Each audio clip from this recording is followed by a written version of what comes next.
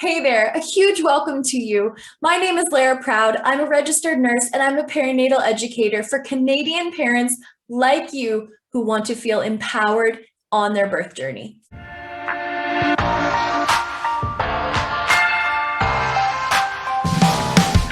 This week, I thought I would try and switch things up just a little bit and create a vlog for you instead of a blog. This week, we're going to talk a little bit about finding reliable information. One of the biggest frustrations from so many parents in my course is that you are bombarded every second of every day, especially when you get to be pregnant, with information, with unsolicited advice, with people coming to you just because they see a baby bump and asking you all kinds of questions that are completely inappropriate. So one of the things that I wanted to talk about in just a really brief little kind of discussion is finding sources of really good info. So one of the ways to do this right off the bat is by vetting your information. So where is it actually coming from?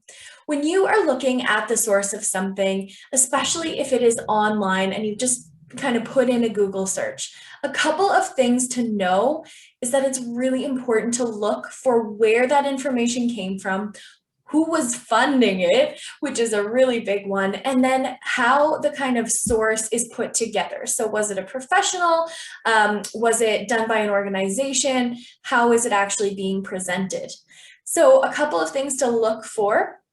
And I'll use breastfeeding as an example for this one because that's a really big one. If you are to do a Google search and type in breastfeeding, you're going to have all kinds of different things come up, from forums to public information to information on Wikipedia to resources such as Little HA League or Breastfeeding International, or you will also have information and research studies that were done by formula companies. These can be really, really hard to decipher who is what and what is going on. So doing a little bit of look into the background of what organization is putting out that information, who is actually writing it, and what kind of longstanding history do they have. That is a really, really good way to do that. The other thing to know when you are navigating pregnancy and kind of all of the ins and outs and postpartum as well, knowing who you're getting the information from, kind of like online, but if you are going to be getting information from someone in person, this can be a really hard thing to navigate as well, because you will hear opinions varying across the spectrum from anybody and anything that you come across. So, your mom, for example, could have a completely different opinion, completely different way of doing things than what your doctor is saying. And your doctor could have a difference in opinion versus your dietitian versus the nurse. And the nurse to the nurse could have different information as well. How do you navigate this?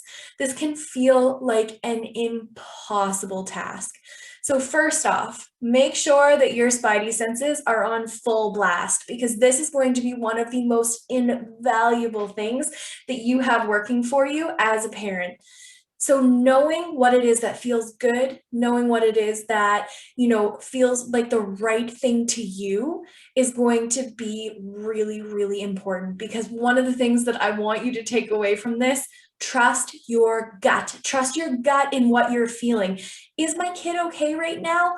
Do I have concerns about this? Does this sound quite right? Those questions, don't lose those questions.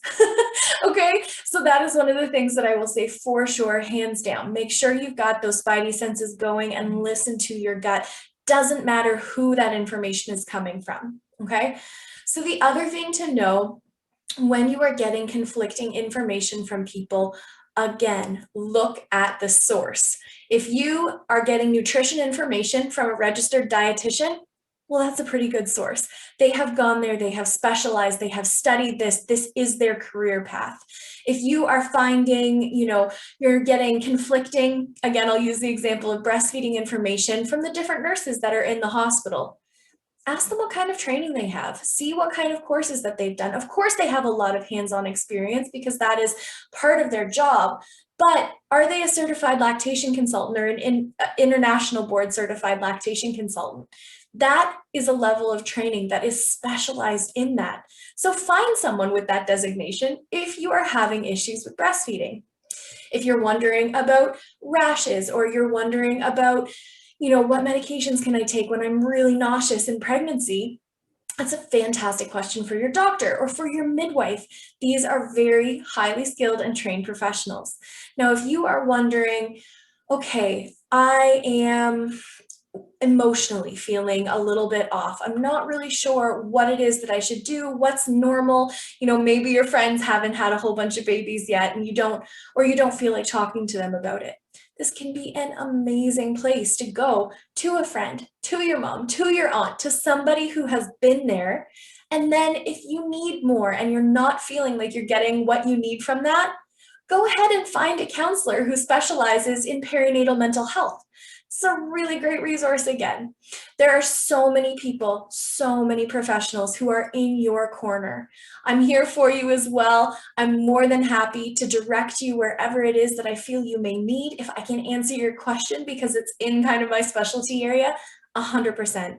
So this is the type of thing that I'd really love you to think about, these critical thinking skills, and having kind of this background, this information that you want to be able to piece together and pull out and really understand what it is that you're looking at and who you're getting that information from. This is only going to help you on this process. So believe me when I say you will have so many less frustrations if you start to kind of tweeze out the sources now.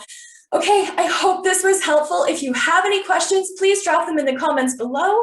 And don't forget to subscribe to my email list so you get these every single week. Will either be a video or a blog post. We'll see you soon.